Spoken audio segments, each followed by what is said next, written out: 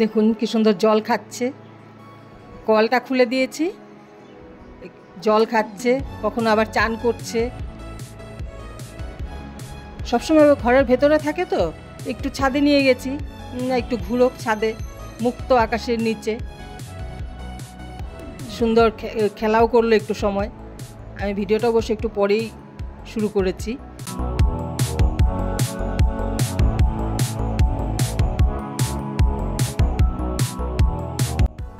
ভিডিওটা বন্ধ করে রেখেছিলাম, গাছে জল টল দিয়েছি তখন।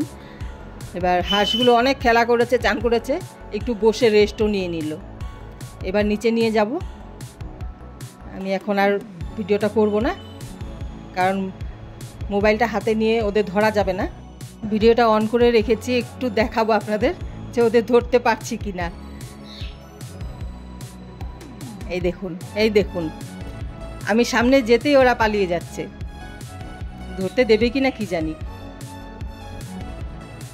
দাঁড়া দাঁড়া, নিয়ে যাব। সরে যাচ্ছে, পালাচ্ছে। এই দেখুন, এই দেখুন।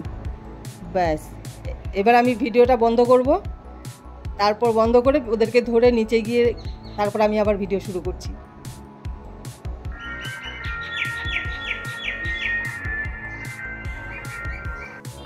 গুড মর্নিং বন্ধুরা, সম্পাদ ভ্যারাইটি ব্লগে আপনাদের সবাইকে স্বাগত। তাহলে চলুন, আজ আবার চলে এসেছি নতুন একটি ভিডিও নিয়ে। বন্ধুরা দেখেছেন ছাদে গিয়েছিলাম হাঁস দুটোকে নিয়ে।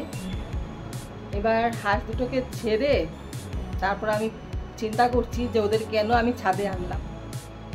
হাঁস দুটোকে দেখেছেন আমি ধরার জন্য লাস্টে ক্যামেরাটা বন্ধ করে দিয়েছিলাম। এবার ওদেরকে ধরতে গিয়ে আমার এতটা দৌড়াতে হয়েছে, মানে অনেক দিন পর এতটা দৌড়েছি, আর এখন দৌড়তেও পারি না।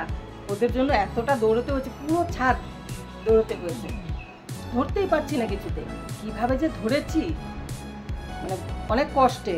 প্রথমে বড় হাঁসটাকে ধরেছি, যেটা ছেলে হাঁস, ছেলে হাঁসটাকে ধরেছি, ধরে এনে রেখে তারপর উপরে গিয়ে আবার মেয়ে হাঁসটাকে ধরেছি। এবার মেয়ে হাঁসটা বেশি দৌড়েছে, ওটাকে ধরতে আমার বেশি কষ্ট হয়েছে। এবার ধরে এনে নিচে রেখেছি। এবার ভাবছি আর ছাড়বো না ছাদে। আগে একবার ছেড়েছিলাম, পায়ে দড়ি বেঁধে তারপর ছেড়েছিলাম। এবার তো পায়ে দড়ি টড়ি কিচ্ছু নেই, একদম খোলায় ছেড়ে দিয়েছি। প্রথমে ভেবেছিলাম যে একটু ছাদে ছেড়ে দেবো ঘুরো, তারপর আবার চিন্তা করলাম না, যদি আর ছাদে গুলগুলিগুলো আছে ওগুলো দিয়ে যদি পড়ে টড়ে যায়, এই ভয়ে নিয়ে চলে এসেছি। আমি না, নিয়ে যাই ঘরে। ধরতে গিয়ে যে এমন অবস্থা হবে আমি ভাবিনি, এতটা কষ্ট হবে।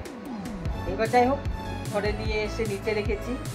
নিচে রেখে এসে আমি তখনও ক্যামেরা অন করিনি। প্রথমে আমি ফ্যান চালিয়ে আগে একটু রেস্ট নিয়ে নিয়েছি। রীতিমতো আমি হাঁপাচ্ছিলাম, এতটা দৌড়েছি। আর তো ছাড়বো না বাবা, ভয় ঢুকে গেছে। এবার বসে অনেকক্ষণ বসে রেস্ট নিয়ে তারপর আবার ভিডিও শুরু করেছি। হাঁস দুটো এখন এত চালাক হয়েছে, আর বড় হয়েছে না, এখন খুব চালাক হয়ে গেছে। এবার ঘরে রেখে এসেছি, ওদের খাওয়া টাওয়া দিয়ে এসেছি। তাহলে এবার যাবো রান্নাঘরে, এবার রান্না শুরু করব। এবার চলুন তাহলে রান্নাঘরে যাই। আর আজ কি রান্না করব পুরোটাই আপনাদের সাথে শেয়ার করব, আর দেখতে থাকুন আর সঙ্গে থাকুন। আর ভালো লাগলে বন্ধুরা অবশ্যই লাইক শেয়ার সাবস্ক্রাইব করবেন, আমার পাশে থাকবেন। তাহলে চলুন এবার রান্নাঘরে যাওয়া যাক। তাহলে চলুন এবার রান্নাঘরে যাই। আজ সকালে মাছ রেখেছি, মাছগুলো খুব ভালো ছিল, পাবদা মাছ রেখেছি। তাহলে চলুন মাছগুলো কেটে ধুয়ে রেডি করে নিই। আজ কীভাবে রান্না করব পুরোটাই আপনাদের সাথে শেয়ার করব। তাহলে চলুন আগে রেডি করে নিই সব কিছু। বন্ধুরা আমি সব রেডি করে নিয়েছি, কড়াই গরম হয়ে গেছে, তেল দিয়ে দিয়েছি।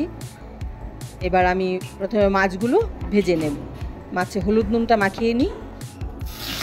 আজ মাছগুলো খুব ভালো ছিল, যার জন্য আজ পাবদা মাছ রেখেছি। আর তার সাথে রুই মাছও রেখেছি। রুই মাছটা আজ রান্না করব না, রুই মাছটা রেখে দিয়েছি ফ্রিজে। তেল গরম হয়ে গেছে, এবার আমি মাছগুলো ফ্রাই করে নেব। আর এই পাবদা মাছ খুব ফোটে, মাছগুলো দিয়ে একটু সরে যেতে হবে,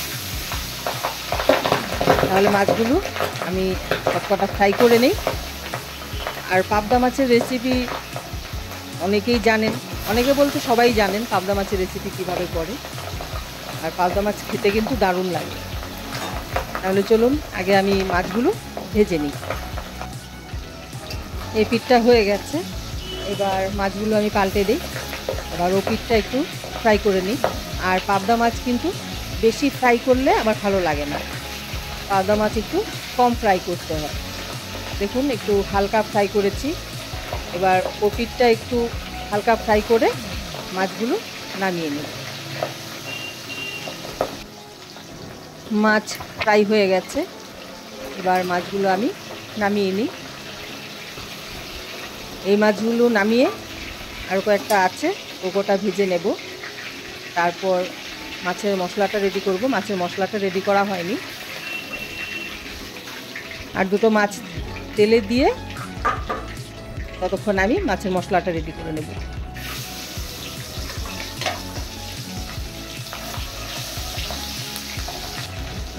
মাছগুলো ফ্রাই হতে হতে ততক্ষণে আমি সর্ষে একটু গুঁড়ো করে নেব। এদিকে আমি সর্ষে একটু গুঁড়ো করে নিয়েছি, তার সাথে কাঁচা লঙ্কা কয়েকটা দিয়ে এবার আমি একটু সর্ষে পেস্টটা করে নেব। সর্ষে পেস্ট করে নিয়েছি, আর এদিকে মাছও ফ্রাই হয়ে গেছে। এবার আমি মাছগুলো নামিয়ে নেব।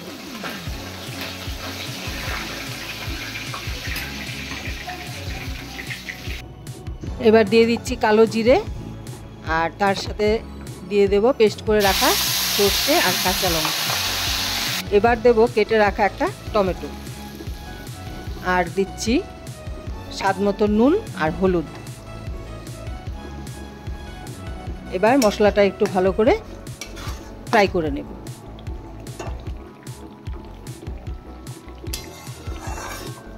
মশলাটা ফ্রাই হতে হতে এদিকে আমি দইটা রেডি করে নিই।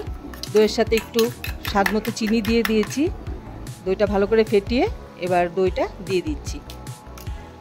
আর পাবদা মাছ এইভাবে রান্না করলে খেতে কিন্তু দারুণ লাগে।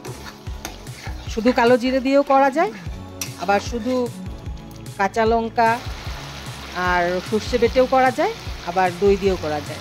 আর এদিকে আমি মশলার এটা ধুয়ে জলটা একটু দিয়ে দিলাম।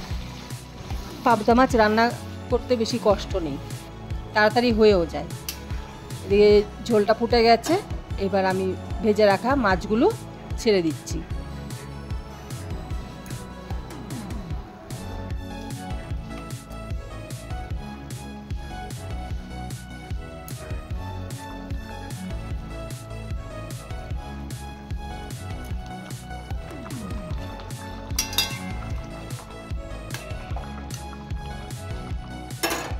এবার আমি দিয়ে দেব 3টে চিড়ে কাঁচা লঙ্কা। আর এভাবে কাঁচা লঙ্কা লাস্টে যে কোনো মাছের রেসিপিতে দিলে কাঁচা লঙ্কাটা খেতেও দারুণ লাগে। তাহলে পাবদা মাছের রেসিপি একদমই রেডি। এবার আমি মাছটা নামিয়ে দেব। মাছ ভেজে রেখেছিলাম এই থালায়, এই থালাতেই আমি মাছটা নামিয়ে দিচ্ছি। কেমন হয়েছে বন্ধুরা অবশ্যই কমেন্ট করে জানাবেন।